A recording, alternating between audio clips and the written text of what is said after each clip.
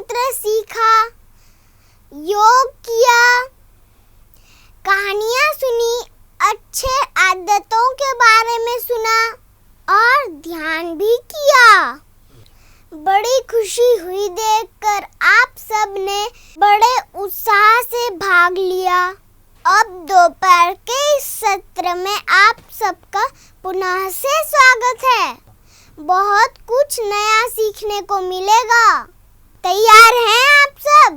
आइए शुरू करते हैं ये सत्र। साथियों, हम बच्चे देश का भविष्य हैं। हम छोटे जरूर हैं, पर अभी से बहुत बड़े बड़े काम कर सकते हैं। हम समझदार हैं, ईमानदार हैं, जिम्मेदार हैं और बहादुर भी हैं, है ना? दोस्तों, आज का विषय बहुत संवेदनशील है। दोस्तों, आज के विषय से आपका गहरा नाता है। सोचिए सोचिए, क्या? सुनिए मोबाइल, सुने मोबाइल। दोस्तों, मोबाइल से हम बच्चों का जग जाहिर प्यार है। करें भी क्या, इतना आकर्षण जो है। कभी मोबाइल, कभी कार्टून्स, कभी वीडियो गेम्स, कभी सेल्फी, कभी सोशल मीडिया। मोबाइल से हमारा बहुत काम है। दोस्तों, मोबाइल हमारा समय कैसे, कब, कितना खा जाता है, हमें पता भी नहीं लगता। माँ पिताजी भी समझा कर थक जाते हैं। दोस्तों, तो आइए जानते हैं आदरणीय पूर्वा दीदी से मोबाइल प्रबंधन। ध्यान से सुनिएगा और इम्पोर्टेंट पॉइंट्स नोट भी कर लीजिएगा।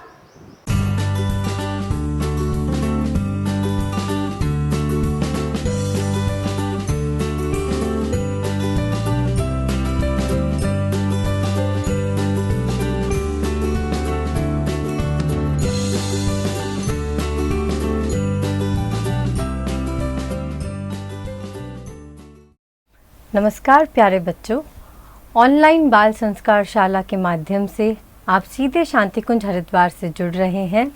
हमारे YouTube channel Shantikunj video live, all world Gayatri परिवार फेसबुक पेज एवं AWGP लाइव पेज से आपका हार्दिक स्वागत है।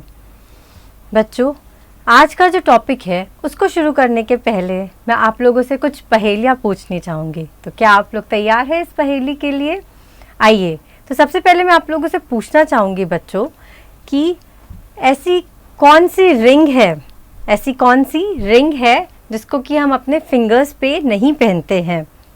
क्या आपको क्वेश्चन समझ में आया? ऐसी कौन सी रिंग है जिसे हम अपने फिंगर्स पे नहीं पहनते हैं? सोचिए क्या हो सकता है। चलिए मैं आपको और हिंट दे देती हूँ। ऐसी कौन सी चीज़ है जो बोलती तो है पर उसकी जीभ नहीं होती, जो सुनती तो है लेकिन उसके कान नहीं होते? क्या अब आपको समझ में आ रहा है मैं कौन से पॉइंट तक के पहुँचना चाह रही हूँ? अच्छा, चलिए थोड़ा सा और मैं आपको हिंट देना चाहूँगी कि ऐसी कौन सी रिंग है जो कि हाथ में तो नहीं पहन सकते, लेकिन पहले के ज़माने में दीवार में टंगी रहती थी या ब्रैकेट में लगी रहती थी, और आजकल के ज़माने में तो लोग उसे अपने साथ ही लेके घूमते हैं। शायद अब आपको थोड़ा थोड़ा समझ में आ रहा होगा।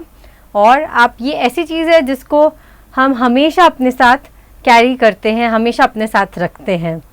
बिल्कुल सही, आप थोड़ा थोड़ा आपको हिंट भी आ गया होगा। ट्रिंग ट्रिंग, तो इसका आंसर है स्मार्टफोन। आजकल का जो ज़माना है उसमें स्मार्टफोन एक ऐसी चीज़ है जिसे हम हमेशा अपने साथ में लेके हमेशा घूमते ही हैं। तो आइए आज हम लोग बात करेंगे कि जो स्मार्टफोन है तो बच्चों के लिए किस तरीके से मोबाइल का प्रबंधन किस तरीके से होना चाहिए, उस विषय पे आज हम लोग बात करने जा रहे हैं। बच्चों, सबसे पहली बात तो ये होती है कि हमारा जो दिन होता है वो किस तरह का होता है, अच्छा कैसे होगा। कैसे अच्छा होगा? जब हम जल्दी सोएंगे, हम जल्दी सोएंगे तो हम दूसरे दिन सुबह जल्दी उठेंगे, हमारा दिमाग, हमारा माइंड एकदम फ्रेश रहेगा, हम बहुत एक्टिव रहेंगे, अच्छे से अपने काम को कर पाएंगे।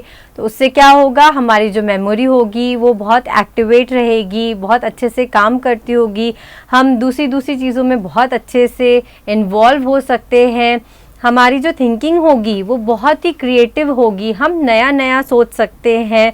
और अगर हम प्रॉपर समय पे उठते हैं तो क्या होता है, हमारा जो भूख होती है वो भी अच्छे से लगती है, हम खाना अच्छे से खाते हैं तो हमारा पेट जो होता है वो भी बहुत अच्छा होता है। तो इससे क्या होता है कि हमारी जो बॉडी होती है वो भी बहुत अच्छी हेल्पफुल होती है। और जब हमारी बॉडी बहुत अच्छी हेल्दी होती है तो हेल्दी बॉडी से क्या होता है कि हमारा जो दिमाग होता है वो भी काफ़ी स्ट्रांग होना शुरू हो जाता है, जिससे कि हमारे जो विचार होते हैं, जो हमारी थॉट प्रोसेस होती है वो भी बहुत अच्छे से चलती है। पर आज के समय पे क्या हो गया है, आज के समय पे हमारे पास क्या आ गया है, स्मार्टफोन, हमारे पास क्या हो गया है, टैबलेट, लैपटॉप्स। तो क्या होता है, जो बच्चे जो होते हैं, छोटे छोटे बच्चे, तो क्या होता है कि वो वीडियो गेम्स में पूरी तरीके से उसी में इन्वॉल्व होते हैं, वीडियो गेम खेलते रहते हैं, रात को लेट जगते हैं, सुबह जल्दी नहीं उठते हैं। तो किस तरीके से ये जो स्मार्टफोन के आने से हमारी जो नींद है वो ख़राब हो जाती है। और जब नींद खराब होती है तो उस नींद के खराब होने से और क्या क्या ऐसी चीज़ें होती है, तो जो स्मार्टफोन है, स्मार्टफोन एक ऐसी चीज़ हो गया है कि आजकल की ज़िंदगी में स्मार्टफोन ने हमारी नींद ले ली है। ठीक है, तो सबसे पहले तो क्या होता है, जब हम स्मार्टफोन में देखते हैं, हमारे पास जो मोबाइल है हम उसमें गेम खेलते हैं, उसमें हम देखते हैं, तो मोबाइल में से कौन सी कलर की लाइट निकलती है, आपने कभी देखा होगा कि पूरा रूम जो है वो अंधेरा हुआ है रात को, और हम लैपटॉप के आगे, स्मार्टफोन के आगे बैठे हैं, खेल रहे हैं, कुछ काम, चैटिंग कर रहे हैं अपने दोस्तों के साथ में, तो कौन से कलर की लाइट निकलती है, ब्लू कलर की लाइट निकलती है। बच्चों आप ज़रूर उसमें गौर करिएगा, उससे ब्लू कलर की लाइट निकलती है। ठीक है, अब क्या होता है, जैसे कि आपने देखा है कि एक आपके सबके घर में एक बड़ी सी घड़ी टंगी हुई होगी दीवार पे, तो इसको बोलते हैं हम लोग वॉल क्लॉक। ठीक है, एक वो क्लॉक होती है जो हमें समय बताती है। दूसरा क्या होता है, एक हमारे शरीर के अंदर ही एक घड़ी होती है, एक जिसको कहा जाता है इंटरनल क्लॉक, हमारी अंदर की एक घड़ी होती है जिसको मास्टर क्लॉक भी कहा जाता है, जो हमें समय समय पे बताती है कि हमें कब उठना है, हमें कब भूख लग रही है, हम कब सो रहे हैं, कब कौन सा काम कर रहे हैं, जिसको हम बायोलॉजिकल क्लॉक भी कहते हैं कि सुबह इतने बजे उठ रहे हैं, फिर नाश्ता कर रहे हैं, फिर स्कूल जा रहे हैं, फिर आ रहे हैं, फिर हमें नींद आ रही, खाना खा रहे हैं, उठ रहे हैं, बैठ रहे हैं, सो रहे हैं। तो ये होती है हमारी मास्टर क्लॉक, हमारे बॉडी की इंटरनल क्लॉक। तो जब स्मार्टफोन की जो ब्लू लाइट होती है, जब हमारे आँखों पे रात को पड़ती है उसकी रोशनी, तो हमारी आँखें क्या हो जाती है, वो हमारी आँखों पे पड़ती है, तो आँख पे पड़ने से जो आँख होती है वो कंफ्यूज हो जाती है कि अरे ये दिन है या रात है। तो हमारी जो मास्टर क्लॉक होता है वो कंफ्यूज हो जाता है कि अभी हमें जगना है कि सोना है, हमें अलर्ट रहना है कि अटेंटिव रहना है। तो इस तरीके से जो इंटरनल क्लॉक होती है वो कंफ्यूज हो जाती है, और इस तरीके से हम रात को अगर स्मार्टफोन यूज़ करते हैं तो हम लेट नाइट तक के उसे यूज़ करते रहते हैं। और इससे क्या होता है कि जब हम ये रात को स्मार्टफोन यूज़ करते हैं तो हम सुबह लेट उठते हैं, और लेट उठते हैं तो उसके पहले रात भर अगर हम स्मार्टफोन को यूज़ करते हैं तो फिर बहुत देर यूज़ करने के बाद फिर हमें भूख भी लग जाती है, भूख लग जाती है तो हम फिर ज़्यादा खाने में आता है, हम खाते हैं तो इससे हमारी हेल्थ गड़बड़ा जाती है, क्योंकि अपच हो जाता है, फिर उससे कॉन्स्टिपेशन हो जाता है। तो स्मार्टफोन के आने से आजकल क्या हो रहा है कि जो बच्चे होते हैं वो रात को लेट सोते हैं। ठीक है ना बच्चों, तो हमें रात को इसको किस तरीके से ज़्यादा यूज़ नहीं करना चाहिए मैं आपको आगे बताऊंगी। एक बात आप लोग यहाँ पे बताइए कि रात को कौन सा पक्षी जगता है, बताइए। सारे पक्षी तो सुबह सुबह उठते हैं, पर एक पक्षी है जो रात को जगता है, आउल। बिल्कुल सही पहचाना आपने, उल्लू, नाइट आउल जिसे मतलब कहते हैं, जो आउल होता है। ठीक है, तो हमें क्या बनना है, हमें नाइट आउल नहीं बनना है, हमें अर्ली बर्ड बनना है, जो सुबह 4 बजे से 5 बजे से चींची चींची करने लगती है ना। तो जो सुबह वाली बर्ड होती है वो क्या करती है, रोज़ सुबह चिड़िया आती है, हमको चींची करके जगाती है ना, और फिर हम सबको वो आके सबको समय का पाठ सिखाती है कि हमें सुबह जल्दी से उठना चाहिए, इस तरीके से। तो जो नींद होती है हमारी ज़िंदगी में वो बहुत ही इम्पॉर्टेंट होती है, और इस नींद को आजकल का जो स्मार्टफोन आ गया है, स्मार्टफोन का ज़माना, तो उसमें हम बहुत रात तक, लेट नाइट तक के जगते हैं। अब क्या होता है, रात को लेट नाइट जगेंगे या दिन में भी हम बहुत देर तक के स्मार्टफोन यूज़ कर रहे हैं, तो सबसे पहला उसमें क्या होता है कि हमारी जो आँखें होती है बच्चों, हमारी ये जो आप आंखें देख रहे हैं, हम सबके पास भगवान की कृपा से भगवान ने हमें 2 आंखें दी है, और ये सुंदर सुंदर आंखें हमें भगवान ने दी है, तो हम इससे जो ये दुनिया है इसे बहुत अच्छे से देख सकते हैं। लेकिन आज का टाइम क्या हो गया, बहुत ज़्यादा स्मार्टफोन यूज़ करने से इन आँखों में कहीं ना कहीं दिक्कत हो जाती है, प्रॉब्लम आ जाती है। जैसे बहुत देर तक कि हम स्क्रीन के सामने बैठते हैं, लैपटॉप के सामने बैठते हैं, स्मार्टफोन यूज़ करते हैं, गेम्स खेलते रहते हैं, तो हमारी आंखों में बहुत ज़्यादा उसमें स्ट्रेन पड़ता है, दबाव पड़ता है, जिससे फिर हमें हेडेक हो जाता है, माइग्रेन की प्रॉब्लम भी शुरू हो जाती है। फिर दूसरा क्या होता है कि हमें धुंधला दिखना भी कुछ दिनों बाद चालू हो जाता है। और हमारी जो आँखें होती है, एक आपने देखा होगा, कभी आप लोग कांच के सामने खड़े होकर देखिएगा बच्चों, हमारी जो आँखें हैं उसमें क्या रहता है, लिक्विड जैसी एक चीज़ होती है। तो हम बहुत देर तक के जब स्क्रीन को यूज़ करते हैं, स्मार्टफोन यूज़ करते हैं, तो ये जो लिक्विड होता है वो भी सूखने लग जाता है, तो हमारी आंखें क्या होती है, उससे ड्राई आइज़ हो जाती है, फिर रेड हो जाती है हमारी आंखें, उससे रेड कलर होने लगता है, कहीं ना कहीं दिक्कत होती है। और बचपन में ही क्या होता है कि बच्चों को, फिर छोटे छोटे बच्चे पर मोटे मोटे चश्मे लग जाते हैं, ठीक है। तो हमारी क्या होता है कि आँखों में कहीं ना कहीं प्रॉब्लम होना शुरू हो जाती है। फिर दूसरा क्या होता है, इससे आँख में तो प्रॉब्लम होती है, पर स्मार्टफोन के साथ हम लोग क्या यूज़ करते हैं, अब साथ में ईयरफोन्स। यस बच्चों, हम लोग ईयरफोन्स यूज़ करते हैं, बहुत हाई वॉल्यूम में सुनते हैं, तो इससे क्या होता है, हमारा जो कान होता है, कान में आपके अंदर क्या होता है, एक पतली सी परत होती है, पतला सा पर्दा होता है। तो बहुत ज़्यादा ईयरफोन यूज़ करते हैं, हाई वॉल्यूम में यूज़ करते हैं, तो क्या होता है, उससे कान का जो पर्दा होता है कहीं ना कहीं उसमें दिक्कत जाती है, और हमें फिर सुनने में भी प्रॉब्लम आना शुरू हो जाती है। और दूसरा कभी कभी क्या होता है, जब मोबाइल फ़ोन जब चार्जिंग पे होता है, तो चार्जिंग पे क्या होता है, आप लोगों ने बच्चों, आप लोगों ने महसूस किया होगा कि जब मोबाइल फ़ोन चार्ज होता है तो बहुत ही गर्म हो जाता है, और अगर किसी का फ़ोन आ जाए तो हम लोग फिर अपने उसको कान में लगा लेते हैं। तो हमें ऐसा नहीं करना है। तो स्मार्टफोन को ज़्यादा यूज़ करने से हमारी आँखों में दिक्कत हो सकती है, हमारे कान में भी प्रॉब्लम हो सकती है। दूसरा, आपका सुबह जल्दी कब उठना प्रॉपर होगा, जब आप जल्दी सोएंगे। आपने बचपन में भी ये, आप सब भी ने ये पोएम पढ़ी है, early to bed and early to rise makes a person makes a children healthy wealthy and wise. तो आप जल्दी सोएंगे तो जल्दी उठेंगे। अब क्या हो गया आजकल के ज़माने में कि हम सुबह उठते तो है, पर हमारे हाथ में क्या रहता है, मोबाइल फ़ोन। पहले हम लोग क्या करते थे, पहले के ज़माने में, या आज भी आप ज़रूर से करते होंगे, सुबह उठते ही कराग्रे वस्ते लक्ष्मी, कर मध्य सरस्वती, कर मूले तु गोविंदम, प्रभाते कर दर्शनम। पर आजकल जो ज़माना आ गया है स्मार्टफोन का, तो उसमें क्या होता है, सुबह से उठते ही बच्चों के हाथ में मोबाइल रहता है, तो बच्चे क्या करते हैं, कराग्रे वस्ते की जगह पे कराग्रे वस्ते मोबाइलम, कर मध्य टू टेक्स्टम, कर मूले टू एंटरम, कर सेंडिंग रिसीविंग मैसेजनम। ठीक है, तो आजकल के ज़माने का कराग्रे वस्ते हमारा इस तरीके से हो गया है, जो कि नहीं होना चाहिए।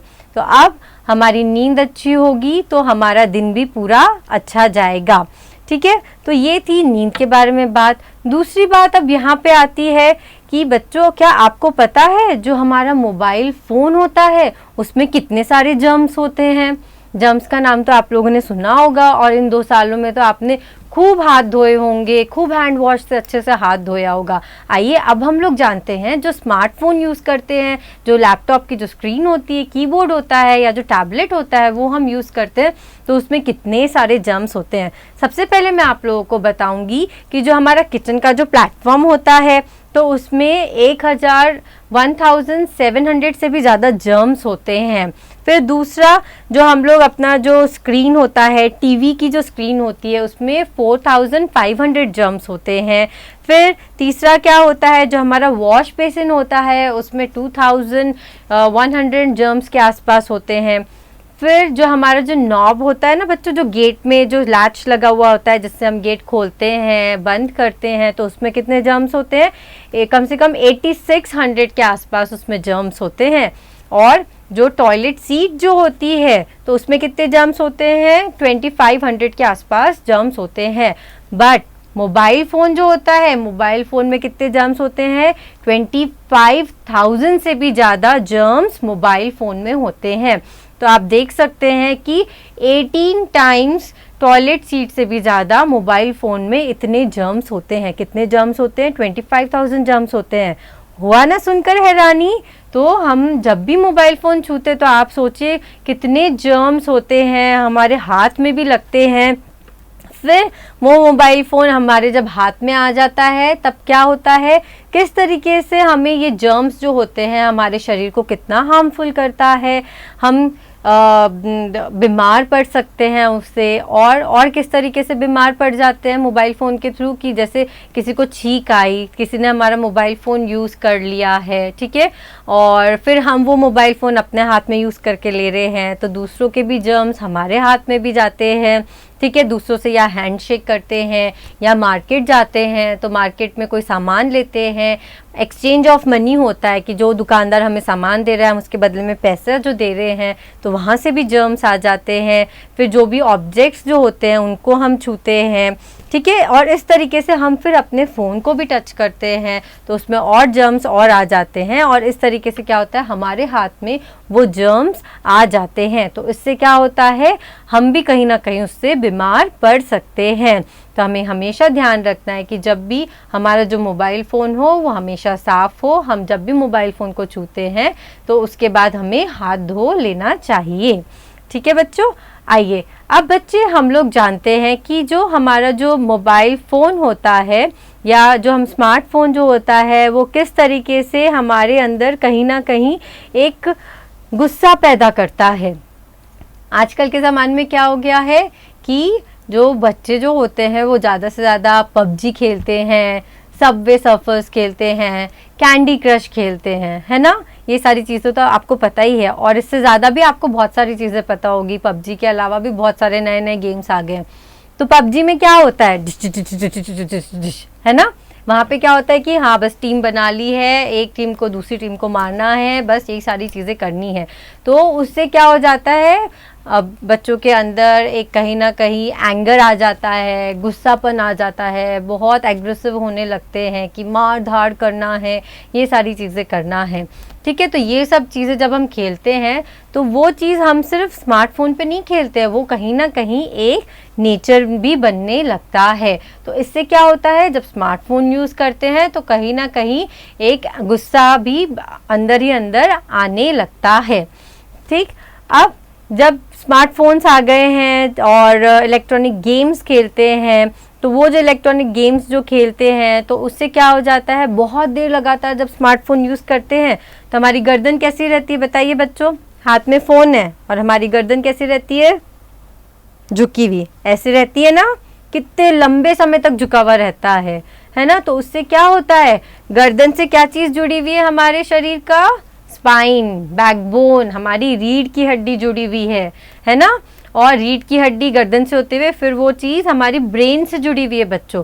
तो आजकल के ज़माने में क्या होता है, हम जब स्मार्टफोन देखते हैं तो हमारा जो नेक होता है, गर्दन होता है, वो इस तरीके से होता है। बच्चों क्या आपको पता है, जब 0 डिग्री के एंगल पे हमारा जब नेक रहता है तो हमारी जो बैकबोन है, हमारी जो रीढ़ की हड्डी है, उसमें 5 किलो वज़न पड़ता है। और जब हम 30 डिग्री के एंगल पे अपने गर्दन को झुकाते हैं तो हमारी जो स्पाइन होती है उस पर कितने किलो का वजन पड़ता है, 18 किलो का वजन हमारे स्पाइन पे पड़ता है। और जब आप 60 डिग्री इस तरीके से 60 डिग्री झुकते हैं तो आपका जो रीढ़ की हड्डी होती है उस पर कितने किलो का वजन पड़ता है, 27 kgs का उस पर आपका वजन पड़ता है। तो अब आप लोग सोच लीजिए, आप बच्चे सामने देख ही रहे हैं, कुछ बच्चे हो सकते हैं कि अभी सिर्फ 30 kgs के ही हो, कुछ हो सकता है कि 25 kgs के हो, ठीक है। तो इस तरीके से तो आप सोच लीजिए कि अगर 0 डिग्री, 30 डिग्री, 60 डिग्री के एंगल पे आप अपनी गर्दन को झुकाते हैं तो कितने सारे किलो का, कितने सारे kgs का वेट आपके रीढ़ की हड्डी में पड़ता है ना। फिर बच्चों उसके बाद अब हम लोग जानेंगे कि जब हम स्मार्टफ़ोन की बात करते हैं तो स्मार्टफ़ोन में क्या होता है। हमने जर्म्स के बारे में बात कर ली है, किस तरीके से हमारी जो नींद है हमारी नींद को अफेक्ट करती है। अब जब हम रात को लेट से सो के उठते हैं, स्मार्टफ़ोन के कारण गेम्स खेलते रहते हैं या अपने फ्रेंड्स के साथ चैटिंग करते रहते हैं, तो दूसरे दिन क्या होता है, हम लेट उठते हैं, स्कूल के लिए लेट हो जाते हैं, है ना, होता है ना। या मम्मी उठाती है, बेटा उठो उठो चलो स्कूल का टाइम हो गया है, उठो होमवर्क भी करना है ना। तो क्या बोलते हैं, मम्मी बस मैं 5 मिनट में उठ रहा हूँ, मम्मी 5 मिनट में उठ रही हूँ। ऐसा होता है ना, क्यों? क्योंकि नींद पूरी नहीं हुई भी होती है। तो अगर हमारी नींद पूरी नहीं होगी तो दूसरे दिन हम स्कूल के लिए लेट हो जाएंगे। स्कूल के लिए लेट होएंगे तो हो सकता है स्कूल में पनिशमेंट भी मिले, और उसके बाद फिर मैडम हमको जो क्लास में पढ़ाती है तब हम कैसे हो जाते हैं, ऐसे होता है ना। नींद आती है ना, जब नींद रात को पूरी नहीं होती तो मैम जब पढ़ाती तब कैसे होते हैं, हम झुकने लग जाते हैं, और फिर मैम जो क्लास में समझाती है उसको हम लोग अच्छे से भी नहीं समझते हैं। ठीक है, तो इससे क्या होता है कि हमारा जो कंसंट्रेशन लेवल होता है बच्चों, जो ध्यान जो हम करते हैं, हमारा जो कंसंट्रेशन लेवल जो होता है क्लास में वो कम हो जाता है। कंसंट्रेशन कम हो जाता है तो जो टॉपिक हमको मैम पढ़ाती है वो हमें नहीं समझ में आता है, और फिर उसके बाद क्या होगा, जो टॉपिक हमें नहीं समझ में आएगा और कंसंट्रेशन लेवल कम हो जाएगा तो उससे हमारे दिमाग में, मतलब हमारी मेमोरी पे भी असर पड़ेगा, हमें जल्दी से वो टॉपिक याद नहीं हो पाएगा, है ना। तो इससे क्या होता है कि कहीं ना कहीं हम जो पढ़ाई कर रहे हैं उसमें भी कहीं ना कहीं जो स्मार्टफोन होता है वो बहुत ही वहाँ पे अफेक्ट करता है। फिर क्या होता है कि हम स्मार्टफोन में लगे हैं, चलो अब स्कूल से आ गए तो चलो अब थोड़ा सा बोर हो रहा है, थोड़ा सा गेम खेल लेते हैं, है ना। तो गेम खेलते रहते मम्मी बोलती है बेटा होमवर्क तो कर लो, मैम ने जो होमवर्क दिया है वो भी तो आपको पूरा करना है। बच्चा बोलता है हाँ मम्मा बस थोड़ी देर में करता हूँ, है ना। इस तरीके से हो जाता है, चलो आज नहीं हुआ होमवर्क कल कर देंगे। स्कूल पे बोल देंगे मैम तबीयत नहीं ठीक थी, पेट में दर्द था, सिर में दर्द था, तो ये सब भी हो सकता है। तो क्या होता है कि हम चीज़ें कल पे टाल देते हैं। बच्चों आप लोगों ने वो दोहा सुना है ना, काल करे सो आज कर, आज करे सो अब, पल में प्रलय होएगी बहुरी करेगा कब। लेकिन अब आजकल तो इसका एकदम ही उल्टा हो गया है कि आज करे सो काल कर, काल करे सो परसों, इतनी भी क्या जल्दी है अभी तो जीना है बरसों। तो क्या होता है कि हम जो चीज़ें होते हैं वो कल पे डालने लग जाते हैं और बहुत ही लेज़ी से हो जाते हैं। तो ये सारी चीज़ें क्या होती है, हमारी जो पढ़ाई होती है उसमें कहीं ना कहीं दिक्कत आना शुरू हो जाती है, और साथ में क्या होता है कि हमारी पढ़ाई में दिक्कत आना शुरू हो जाती है तो फिर हम धीरे धीरे क्या होता है कि एब्सेंट ज़्यादा होने लगते हैं, है ना, कि अरे स्कूल नहीं जाएंगे, होमवर्क नहीं हुआ, मैम डांट देगी तो ये हो जाएगा, तो एब्सेंट भी हम ज़्यादा होने लगते हैं।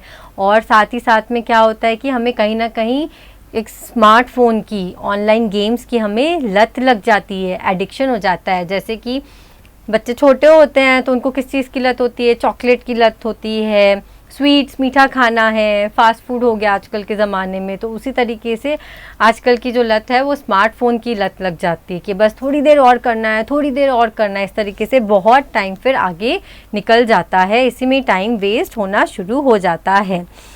फिर उसके बाद क्या होता है कि जब हमारी एकेडमिक परफॉर्मेंस जो होती है अगर उसमें कहीं ना कहीं एक बुरा प्रभाव पड़ता है तो क्या होता है कि बहुत इम्पॉर्टेंट हो जाता है कि जब हम कम्युनिकेशन सीखते हैं मतलब दूसरों से बोलचाल करना सीखते हैं, तो सबसे पहले उसमें मायना रखता है हमारी लिसनिंग स्किल्स। जब हम सुनते हैं तभी हम चीज़ों को समझ पाते हैं, अगर हम नहीं सुनेंगे तो चीज़ों को किस तरीके से समझ पाएंगे। तो यहाँ पे क्या होता है कि मम्मी आवाज़ दे रही है, बच्चों चलो उठो ये काम कर लो या स्कूल का होमवर्क कर लो या कुछ क्रिएटिव चीज़ कर लो, लेकिन वहाँ पे हम क्या करते हैं, सुनते रहे हैं लेकिन रिस्पॉन्ड नहीं कर रहे हैं, है ना। तो हम एक्टिव लिसनर्स नहीं हुए हैं। तो इससे क्या होती है, हमारी जो सुनने की क्षमता होती है वो भी कहीं ना कहीं हम प्रभावित उसको करते हैं, हमारी जो लिसनिंग स्किल्स होती है वो भी कहीं ना कहीं प्रभावित होती है, क्योंकि हमारा फोकस नहीं रहता है, हम इतना अटेंटिव नहीं रहते हैं, इतना अटेंशन नहीं दे पाते हैं। लिसनिंग स्किल्स के बाद बच्चों आपका आता है स्पीकिंग स्किल्स। स्पीकिंग स्किल्स में क्या होता है, अगर आप अच्छे से सुनोगे ही नहीं तो आप अच्छे से बोलोगे कैसे, राइट। अगर आप अच्छे से सुनोगे कि कौन सा वर्ड यूज़ करना है कहाँ पे, सेंटेंस को कैसे फ्रेम करना है, कैसे बनाना है, अगर उसे हम अच्छे से सुनेंगे नहीं तो हम बोलेंगे कैसे, और स्पीकिंग स्किल्स हमारी अच्छी नहीं होगी तो हम बोलचाल किस तरीके से कर पाएंगे, किस तरीके से अपनी बात को आगे रख पाएंगे और किस तरीके से अपने स्पीकिंग को प्रॉपरली डेवलप कर पाएंगे। तो ये सारी चीज़ें स्पीकिंग स्किल्स में बहुत ही इम्पॉर्टेंट होती है। दूसरा क्या होता है, उसके बाद हमारा आता है राइटिंग स्किल्स, क्योंकि ये सारी जो बातें हैं बच्चों हमारे पढ़ाई में, हमारे एकेडमिक्स में बहुत काम आती है। एकेडमिक्स प्लस नॉन एकेडमिक्स में भी बहुत काम आती है। ज़िंदगी में कम्युनिकेशन तो बहुत इंपॉर्टेंट होता है। तो लिसनिंग स्किल्स हो गया, फिर स्पीकिंग स्किल्स हो गया, अब आता है राइटिंग स्किल्स। जब तक कि हम अच्छे श्रोता नहीं बनेंगे तो हम अच्छे किस तरीके से अच्छी तरीके से हम लिख भी नहीं पाएंगे। क्यों? जब तक कि हम चीज़ों को ध्यान से नहीं पढ़ेंगे या नहीं सुनेंगे तो हम किस तरीके से उसको प्रॉपरली लिख भी नहीं पाएंगे। हमारा क्योंकि अटेंशन नहीं रहेगा, वहाँ पे फोकस नहीं रहेगा, तो हम लिखना भी प्रॉपरली नहीं समझ पाएंगे। और चौथा होता है रीडिंग स्किल्स। स्मार्टफोन के ज़माने में क्या हो गया है कि हम ज़्यादा से ज़्यादा स्मार्टफोन में ही देखते रहते हैं, किसका मैसेज आया, व्हाट्सएप चेक करते रहते हैं, और स्मार्टफोन के आने से क्या हो गया कि गेम्स ज़्यादा से ज़्यादा खेलते हैं। तो रीडिंग की जो हैबिट हो गई है वो कहीं ना कहीं बहुत कम हो गई है। बुक्स को रीड करते हैं तो हमारी वोकैबुलरीज बढ़ती है। वोकैबुलरीज मतलब वर्ड्स को किस तरीके से बिल्ड करना, वर्ड्स किस तरीके से बोलना।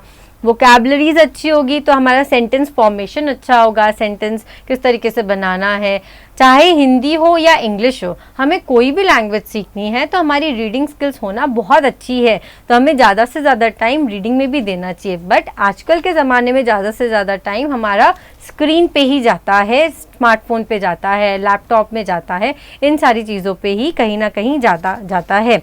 और रीडिंग स्किल्स अच्छी नहीं होगी तो हमारी लैंग्वेज पे कमांड नहीं होगी, और प्रॉपर अगर लैंग्वेज में कमांड नहीं होगी तो listening skills, speaking skills, writing skills and reading skills, ये चारों मिला के जो हमारी कम्युनिकेशन स्किल्स होगी वो किस तरीके से डेवलप होगी, वो प्रॉपर डेवलप तो हो ही नहीं पाएगी। और अगर ये चारों चीज़ प्रॉपर नहीं डेवलप हुई तो उससे कम्युनिकेशन नहीं डेवलप होगा। कम्युनिकेशन स्किल्स नहीं डेवलप होगी तो प्रॉब्लम सॉल्विंग स्किल्स, कोई भी प्रॉब्लम हमारे सामने ज़िंदगी में आ रही है उसको किस तरीके से सॉल्व करना है, ये सारी चीज़ें भी हम कहीं ना कहीं नहीं समझ पाएंगे, इन सारी चीज़ों को भी प्रॉपर सॉल्व नहीं कर पाएंगे। तो ये सारी चीज़ें जो थी हमने यहाँ पे देखी। अब सबसे मेन चीज़ जो आती है कि स्मार्टफोन, जब हम लोग हमारे हाथ में स्मार्टफोन रहता है तो हम दिन भर उसी में ही देखते रहते हैं, पर जब हम खाते हैं, क्या खाते समय भी स्मार्टफोन हमारे हाथ में रहता है? बच्चों आप लोग सच सच बताइएगा, है ना। चलिए, यहाँ तो ऑनलाइन बाल संस्कार शाला चल रही है, लेकिन अगर यहाँ पे बैठे बैठे आपके अभिभावक, आपके पेरेंट्स, आपके मम्मा पापा दीदी भैया कोई सुन रहे होंगे तो हो सकता है वो भी पीछे से स्माइल तो ज़रूर दे रहे होंगे मेरे इस क्वेश्चन पे कि क्या खाते समय स्मार्टफोन आपके हाथ में रहता है।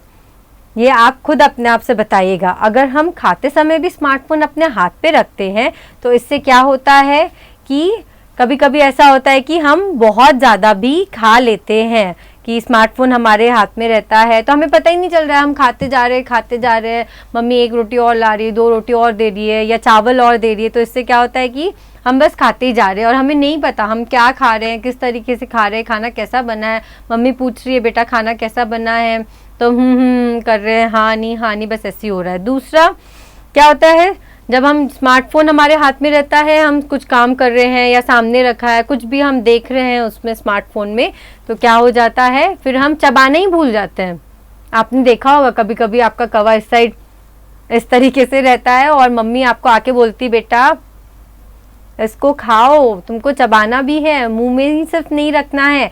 तो बच्चे क्या होते हैं वहाँ पे चबाना भी भूल जाते हैं और इतना एनग्रॉस्ड हो जाते हैं, इतना ज़्यादा उसमें इन्वॉल्व हो जाते हैं, देखने लग जाते हैं कि वो भूल जाते हैं कि वो कुछ खा भी रहे हैं।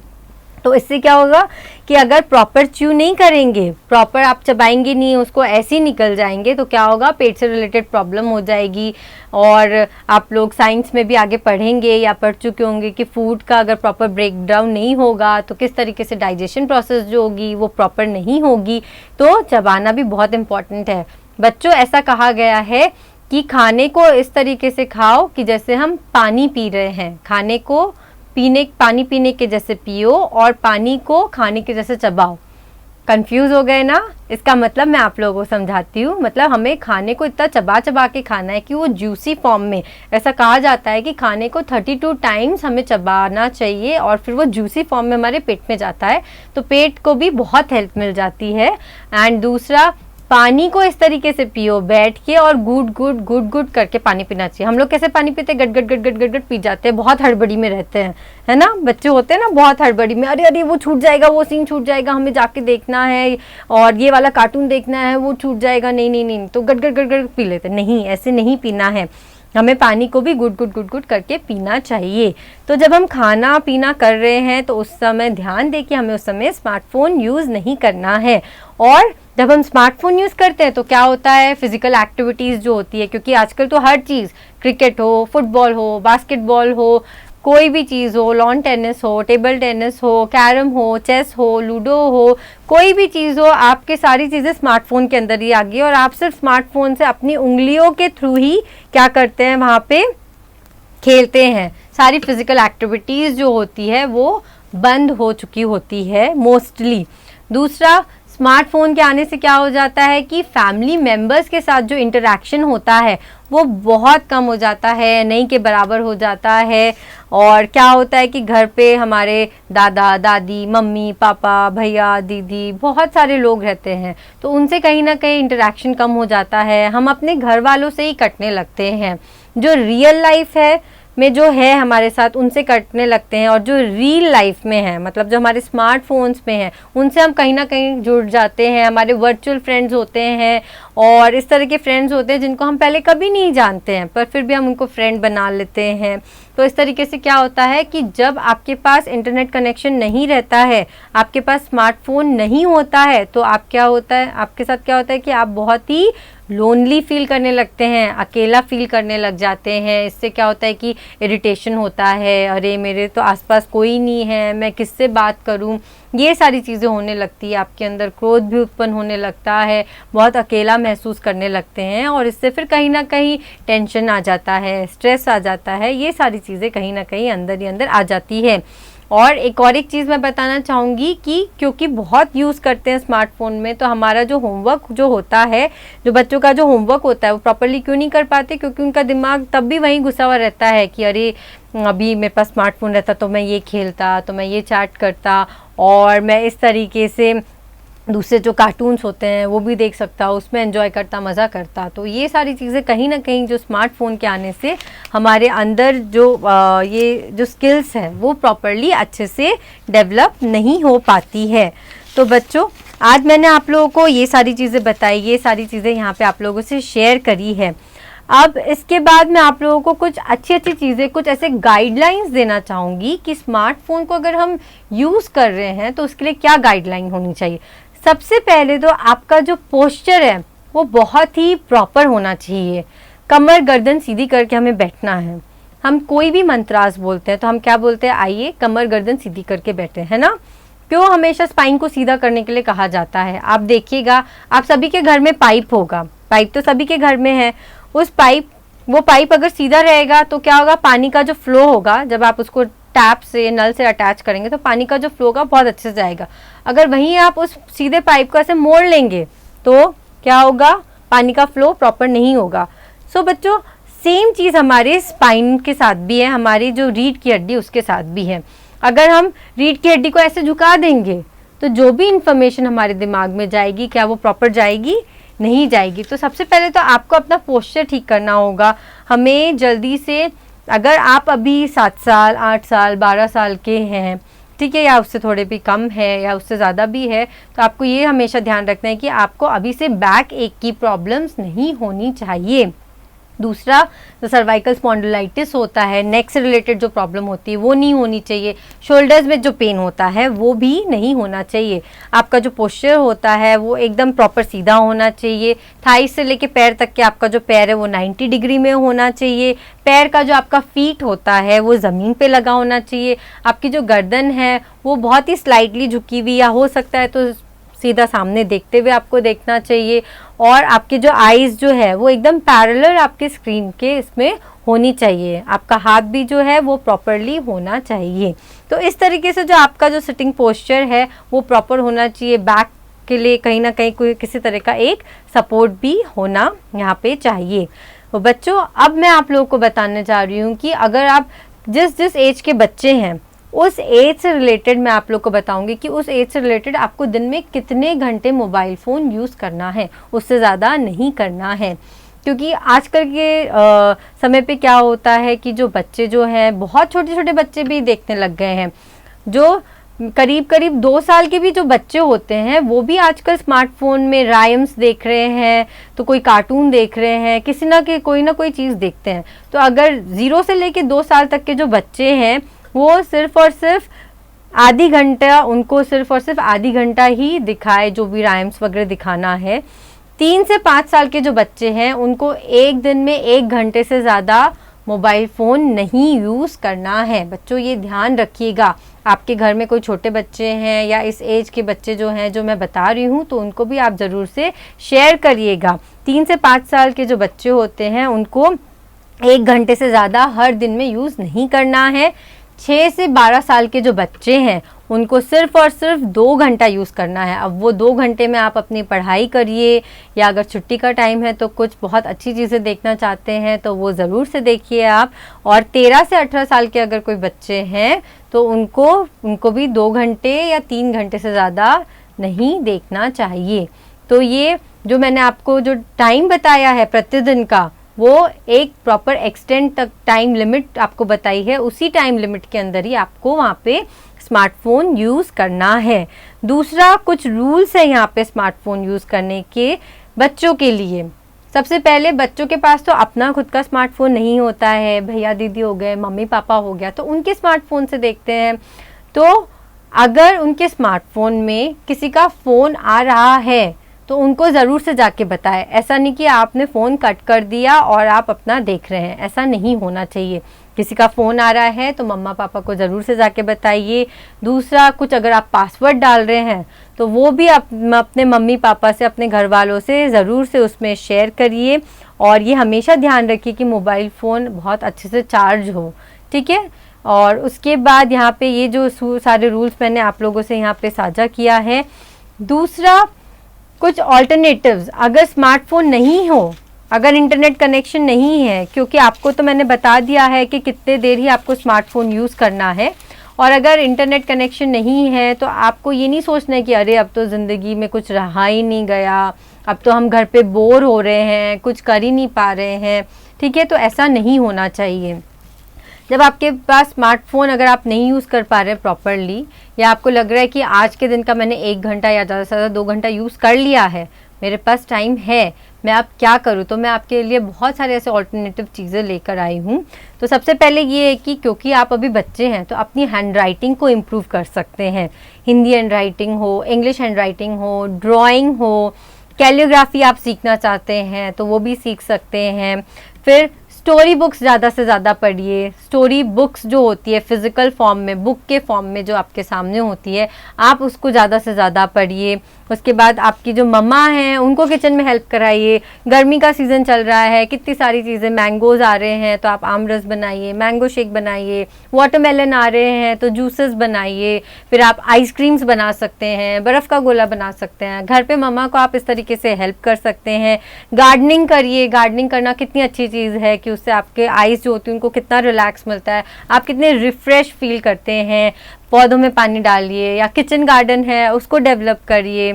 और इसके साथ में इंडोर गेम्स और आउटडोर गेम्स अगर खेल सके तो घर पे इंडोर गेम्स खेलना है तो प्रॉपर चेस बोर्ड आपके सामने हो, लूडो का बोर्ड आपके सामने हो, एक कैरम बोर्ड हो, अगर ये सब हो तो ज़रूर से उसे घर में खेलिए। आउटडोर गेम्स भी अगर आप घर के जो आपका जो आंगन है वहाँ पे अगर कोई आउटडोर गेम्स खेल सकते हैं, क्रिकेट या बैडमिंटन खेल सकते हैं तो ज़रूर से आप बास्केटबॉल खेल सकते हैं। तो ये सारी चीज़ें ज़रूर से प्रैक्टिस करिए। फिर उसके बाद है कि अपना होमवर्क करिए और घर को अच्छे से क्लीन करिए। घर पे मम्मी पापा को हेल्प करिए, कि ऐसा नहीं कि सिर्फ आपके पेरेंट्स ही लगे हैं, आपकी भी जिम्मेदारी बनती है क्लीन रहने की, क्योंकि जो जर्म्स होते हैं वो बहुत ही हमारी ज़िंदगी में अफेक्ट करते हैं। तो जितना ज़्यादा से ज़्यादा हो सके हमें घर को भी साफ़ रखना है। कुछ ऐसी हॉबीज़ होती है, अगर जो डांसिंग जिनको अच्छा लगता है वो क्लासिकल डांसिंग सीख सकते हैं, बहुत सारे डांसिंग के स्टाइल्स होते हैं, ड्राइंग होता है, पेंटिंग है, गर्ल्स जो है अगर मेहंदी सीखना चाहते हैं और कथक सीखना चाहते हैं तो बहुत सारी अलग अलग चीज़ें हैं। इंस्ट्रूमेंट्स, कितने सारे वाद्य यंत्र होते हैं, अगर घर पे हो तो तबला, हारमोनियम, कैसियो, फ्लूट, जो भी आप चाहे वो सारी चीज़ें आप सीख सकते हैं। दूसरा, अगर आप अभी छोटे बच्चे ही हैं, थोड़े बड़े हो रहे हैं, अगर आपको साइकिल चलानी नहीं आती है तो साइकिल चलाना आप लोग सीख सकते हैं। घर पे लुका छुपी खेल सकते हैं। बिल्डिंग ब्लॉक्स होते हैं, अगर आपके पास वो गेम हो ब्लॉक्स वाला, स्टैक वाला गेम हो कि एक के ऊपर एक के ऊपर एक के ऊपर बैलेंसिंग किस तरीके से करे, तो वो सारे गेम्स में इन्वॉल्व हो सकते हैं। मेमोरी गेम्स होते हैं, जैसे कि सर्कल में घर वाले सब लोग बैठ गए और सब खेल रहे हैं, एक ने एक फ्रूट का नाम बोला, दूसरे ने, जैसे एक ने एप्पल कहा तो दूसरा बोलेगा एप्पल बनाना, तीसरा बोलेगा एप्पल बनाना ग्रेप्स, इस तरीके से आप बोल सकते हैं। दूसरा गेम होता है categories, will you please name some, animals का नेम बोलिए, प्लांट्स का नेम बोलिए। तो इस तरह के गेम्स खेलिए जिससे कि आपकी इंटेलेक्चुअल लेवल जो होता है, आपका ब्रेन जो होता है वो भी बहुत अच्छे से डेवलप होना शुरू हो जाए। बहुत सारे गेम्स है, आप लोग स्कूल में भी खेलते हैं, नेम प्लेस एनिमल्स, कि अगर ए से अगर कोई लेटर दे दिया है तो उसी का नेम भी, उसी का प्लेस भी, उसी का एनिमल्स भी, वेजिटेबल्स भी, इस तरीके से आप लोग कर सकते हैं। फिर घर पे आप लोग स्टोन पेपर सीजर्स इस तरीके से खेल सकते हैं। और अभी तो अगर आगे आप लोग को कभी मौका मिले तो घर वालों के साथ में पिकनिक जाइए, क्योंकि क्या होता है कि रिलेटिव से जो हमारा जो टच होता है वो कहीं ना कहीं कम होते जा रहा है, क्योंकि घर के लोगों से भी कम होता है स्मार्टफोन के यूज़ से। तो अगर घर पे कोई मेहमान आ जाए, मम्मी बुलाएगी, तो क्या होता है कि उठ ही नहीं पाते हैं, स्मार्टफोन से बाहर हम निकल ही नहीं पाते। ऐसा लगता है कि जैसे कि हमारे हाथ में बेड़ियाँ पड़ गई हो और स्मार्टफोन को हम बिल्कुल भी नहीं छोड़ पा रहे हैं। तो जब भी खाली टाइम हो, जैसे संडे हो या छुट्टी हो, तो आप लोग बाहर पिकनिक भी करने जा सकते हैं, जब भी आप लोगों को आगे भी मौका मिले। तो ये सारी चीज़ें जो होती है वो आप यहाँ पे मैंने आप लोग को ऑल्टरनेटिव्स बताएं कि स्मार्टफोन ज़रूरी नहीं है, आपके लिए करने को ज़िंदगी में बहुत कुछ है, तो उसे और अच्छे से एक्सप्लोर करिए। हाँ, स्मार्टफोन एक ज़रिया है जो आपको आपके पढ़ाई में हेल्प करेगा, कभी कभी आप लोग खेल सकते हैं, अपडेट रह सकते हैं, तो ये सारी चीज़ें जो होती है वो स्मार्टफोन के थ्रू भी कर सकते हैं। लेकिन कुछ देर यूज़ करने के बाद उसे छोड़ दीजिए, उसकी लत बिल्कुल मत लगने दीजिए, एडिक्शन हमें नहीं होना चाहिए। तो यहाँ पे मैंने ऑल्टरनेटिव्स कुछ चीज़ें बताई है कि आप लोग स्मार्टफोन नहीं यूज़ करके आप ये चीज़ें अपने ज़िंदगी में कर सकते हैं।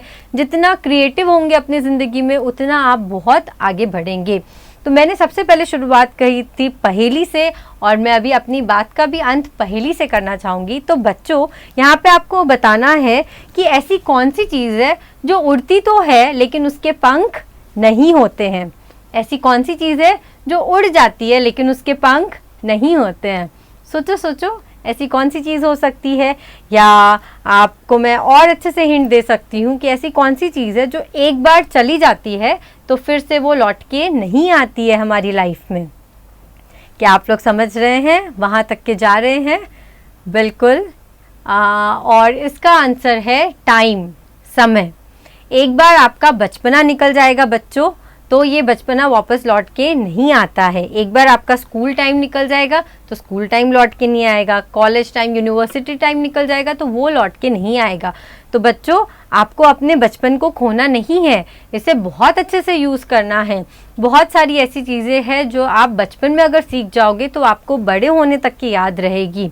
तो बच्चों, यहाँ पे आज मैंने आप लोगों से जो भी चीज़ें कही है, जो भी टिप्स कही है, जो भी बातें कही है, वो ज़रूर से ज़रूर अपने घर पे, अपने फैमिली के साथ, अपने फ्रेंड्स के साथ ज़रूर से शेयर करिएगा। और आप यहाँ पे यूट्यूब चैनल लाइव शांति कुंज वीडियो के माध्यम से जुड़े, ऑल वर्ल्ड गायत्री परिवार फेसबुक पेज AWGP के माध्यम से जुड़े, और AWGP लाइव फेसबुक पेज के माध्यम से जुड़े, तो उसके लिए बहुत बहुत धन्यवाद। और ज़रूर से जो यूट्यूब चैनल है शांति कुंज वीडियो का, उसे ज़रूर से सब्सक्राइब करिएगा। और ऑल वर्ल्ड गायत्री परिवार जो फेसबुक पेज है, AWGP लाइव फेसबुक पेज को भी ज़रूर से ज़रूर लाइक करिएगा। आप सभी का बहुत बहुत धन्यवाद। अगले वीडियो में हम दूसरे नए टिप्स के साथ मिलेंगे। आज के जो टिप्स आप लोगों ने सुने उसे ज़रूर से ज़रूर दूसरे लोगों से और भी शेयर करिएगा और उसे साझा करिएगा। ओके बच्चों, फिर मिलते हैं अगली बार दूसरी टिप्स के साथ। नमस्ते।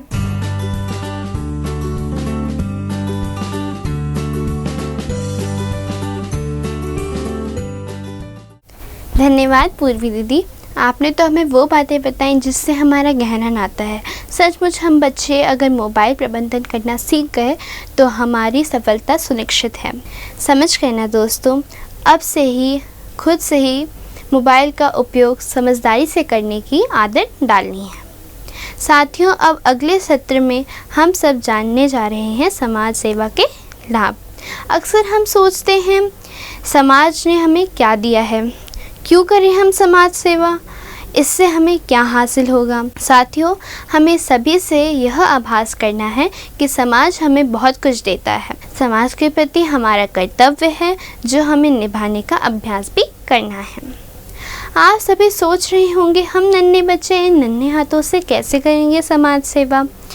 प्यारे साथियों, आइए जानते हैं आदरणीय उदय मिश्रा जी से समाज सेवा के लाभ एवं जाने कैसे हम सभी बच्चे अभी से बहुत कुछ कर सकते हैं समाज के लिए।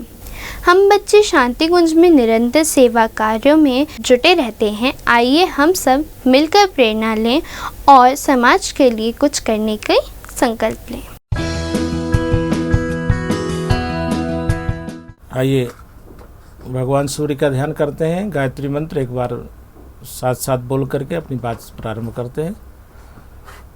ओम भूर्भुवः स्वः तत्सवितुर्वरेण्यं भर्गो देवस्य धीमहि धियो यो नः प्रचोदयात्। प्यारे बच्चों, आप सब ने शांति कुंज में बाल संस्कार शाला के माध्यम से बहुत सारी बातें सीखी हैं। परम पूज्य गुरुदेव कहते थे बच्चों के अंदर वह दिव्य तत्व स्थापित होता है जो थोड़ी छोटी छोटी बातों के माध्यम से संस्कार बन करके जीवन को दिव्य बनाते हैं। जो चीज़ें हम बार बार करते हैं, बार बार सुनते हैं, वो हमारे जीवन में संस्कार बन जाते हैं।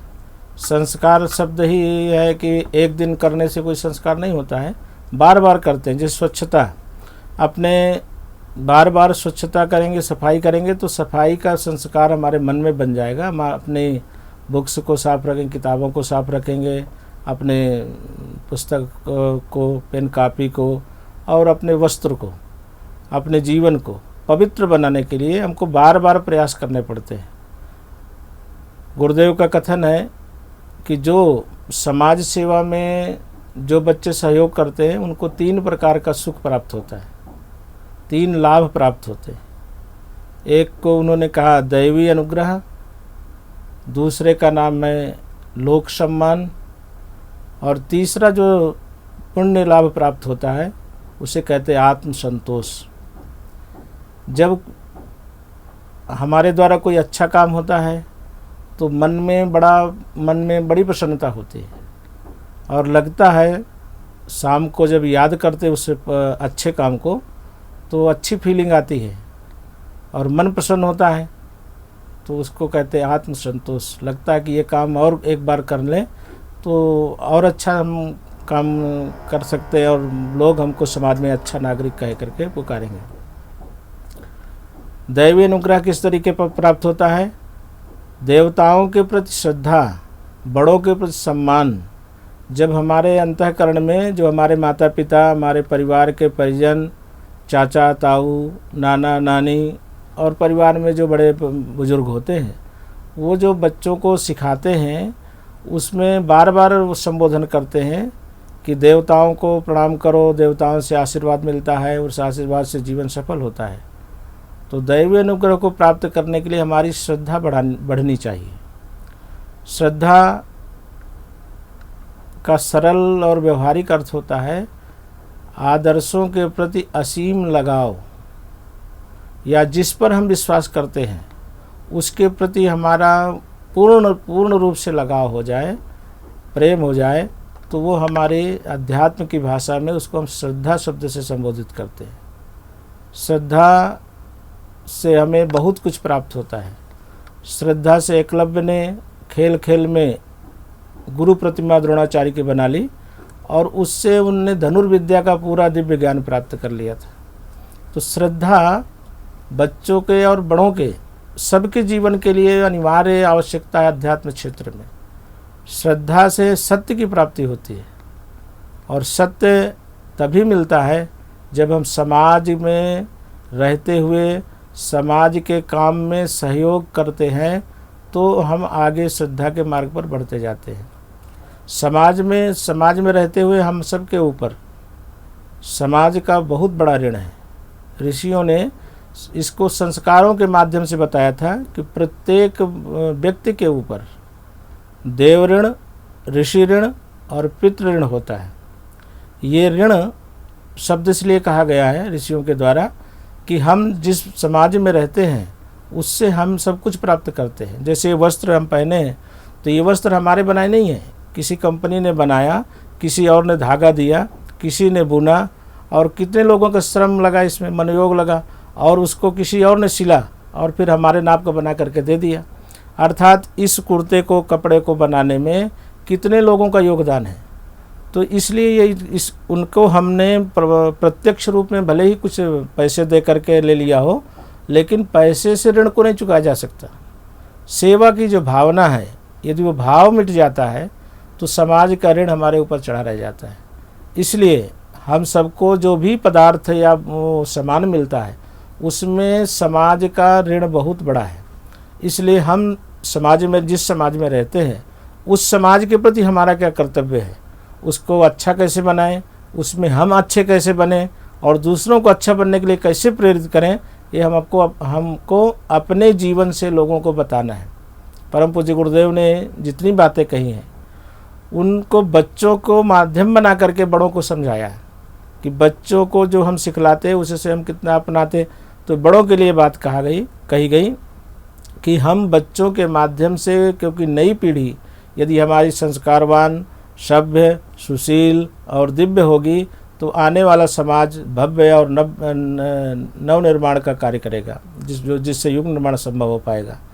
तो उस नई पीढ़ी को गढ़ने के लिए हमारे सामने जो लक्ष्य है, अपना निर्माण, व्यक्ति निर्माण, जिसको परम पूज्य गुरुदेव ने कहा, व्यक्ति निर्माण अर्थात हम अपना निर्माण करें। हम समाज के एक श्रेष्ठ नागरिक बनने के लिए शांति कुंज के इस दिव्य वातावरण में ऐसी दिव्य पवित्र ऊर्जा है कि हम जैसा सोचते हैं वैसे विचार हमको मिल जाते हैं। यदि हम अच्छा सोचेंगे तो अच्छे विचार हमको बहुत सारे मिल जाएंगे।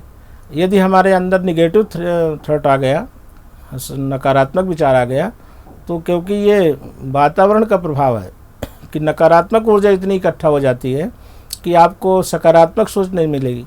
इसलिए तीर्थ में और समाज में दोनों जगह हमको ये विशेष ध्यान रखना पड़ता है कि हमारा चिंतन कहाँ जा रहा है। चिंतन से चरित्र बनता है और चिंतन से व्यवहार बनता है।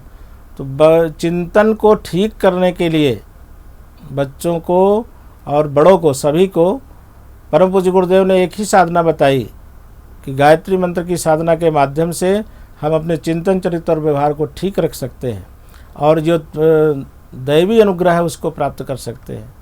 लोक सम्मान, जब हम समाज में रह कर के अच्छा काम करते हैं तो हम, हमारे उम्र में हमसे छोटे हों या बड़े हों, हमें अच्छा कह करके पुकारते हैं, अच्छा कहते हैं, सम्मान प्यार करते हैं, दुलार देते हैं, स्नेह करते हैं। तो वही इसी को कहते हैं लोक सम्मान। समाज में रह कर के समाज के अच्छे व्यक्तियों द्वारा जब अच्छी प्रकार से आपका नाम पुकारा जाए तो अर्थात आपका लोक सम्मान आपको प्राप्त हो रहा है। और जब आपको कोई बड़े बुजुर्ग प्यार से बुलाते हैं तो आपको कितना मन को शांति मिलती है, आत्मसंतोष। तो ये 3 प्रकार की विभूतियाँ हमें अच्छे कर्मों के द्वारा, अपने अच्छे व्यवहार के द्वारा, अपने अच्छे संस्कार के द्वारा और अच्छी वाणी के द्वारा हमको मिलते हैं सहज रूप में। इसी को अध्यात्म विज्ञान कहा जाता है। विज्ञान का अर्थ ये एक तो वो है कि क्रमबद्ध ज्ञान को विज्ञान कहते हैं, लेकिन यहाँ अध्यात्म विज्ञान, आत्म परिष्कार की साधना का नाम ही अध्यात्म है।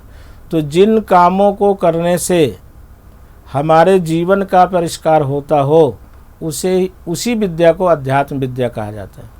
अध्यात्म विद्या है और विद्या वो शब्द है जिसको प्राप्त करने से मनुष्य के जीवन का लक्ष्य प्राप्त हो जाता है।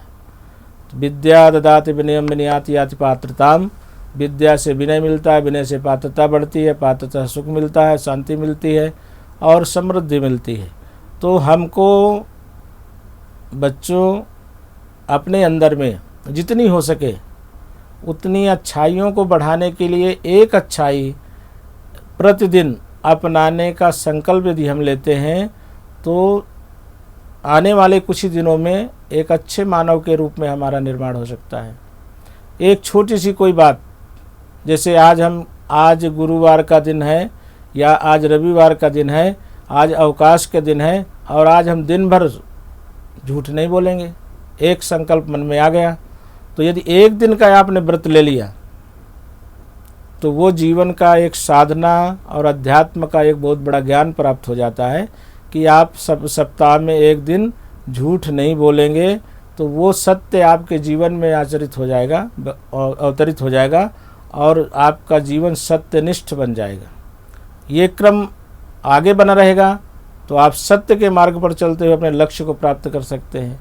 और दूसरा कोई भी संकल्प हो सकता है, जरूरी नहीं कि सत्य ही बोलने का संकल्प लिया जाए।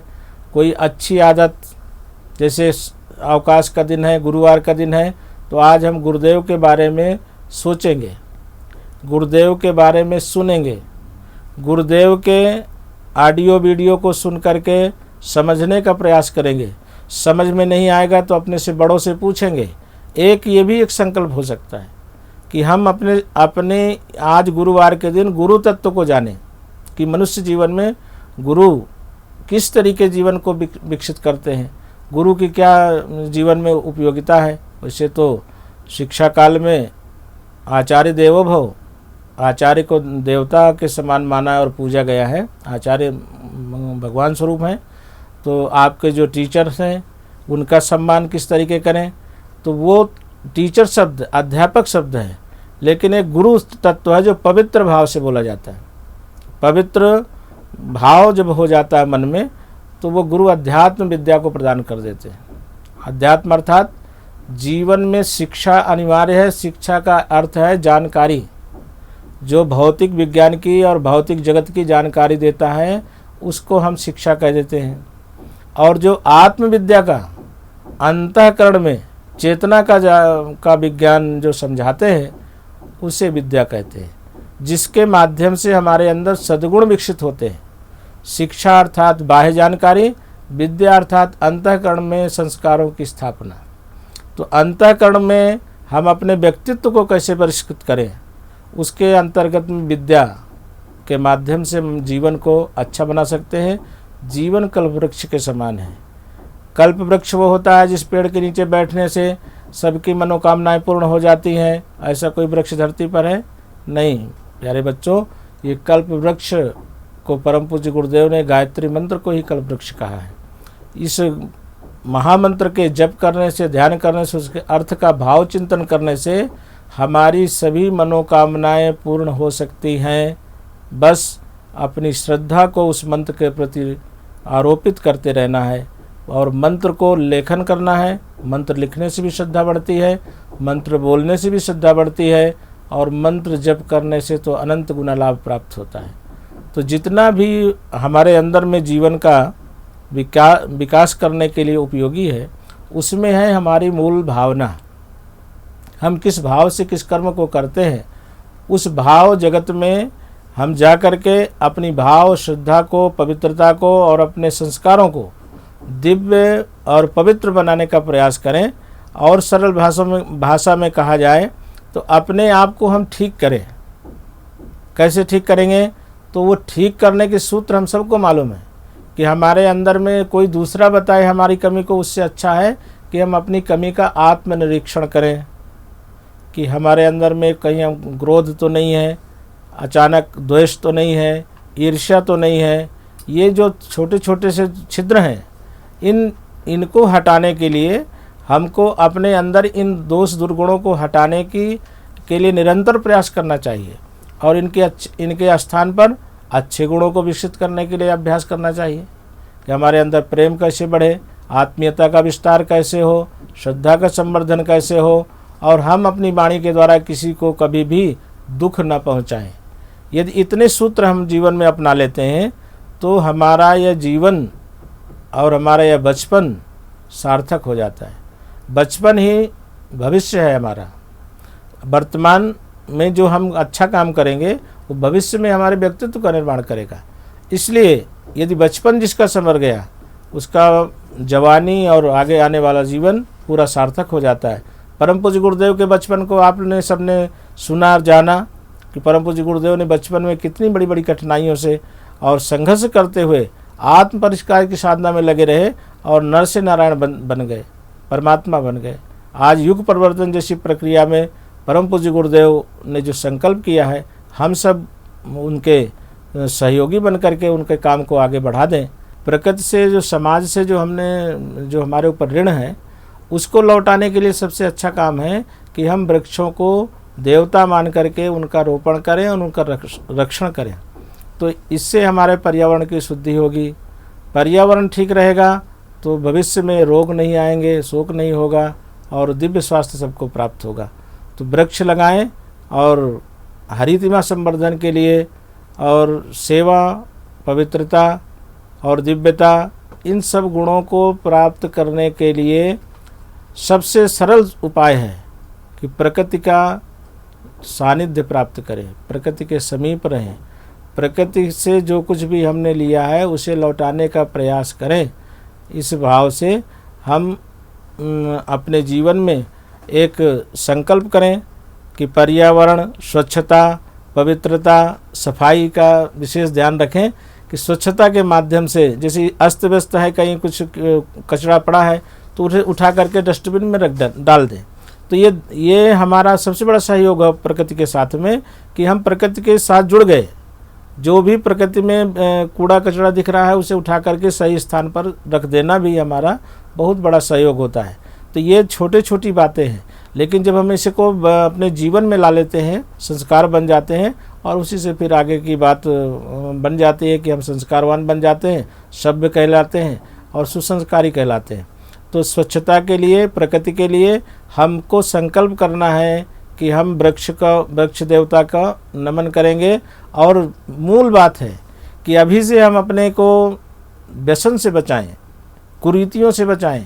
समाज में बहुत सारी कुरीतियां चल रही हैं, उनसे हमारा कुछ भी लेना देना नहीं है, लेकिन हम सहयोग कर देते हैं। नहीं, कुरीतियों से जितना हो सके हमको बचना चाहिए।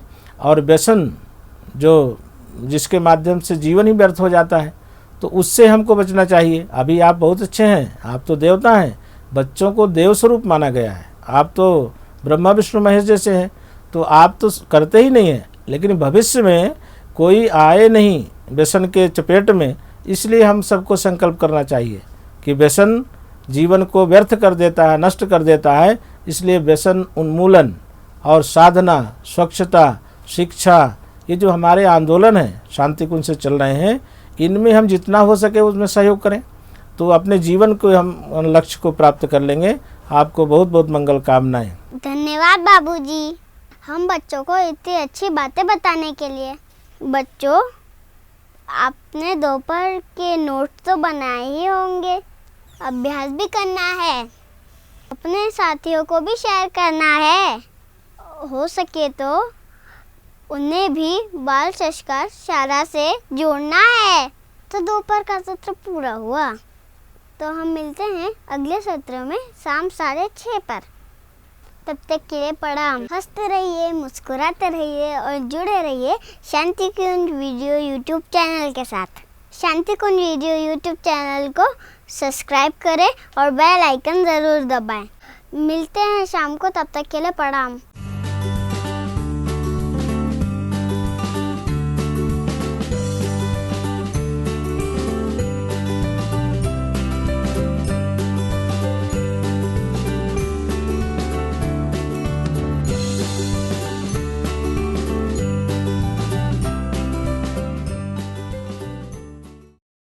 हमारे YouTube चैनल शांति कुंज वीडियो गायत्री परिवार को सब्सक्राइब करें एवं बेल आइकन जरूर दबाएं ताकि गायत्री परिवार की विभिन्न गतिविधियों की जानकारी आपको मिलती रहे।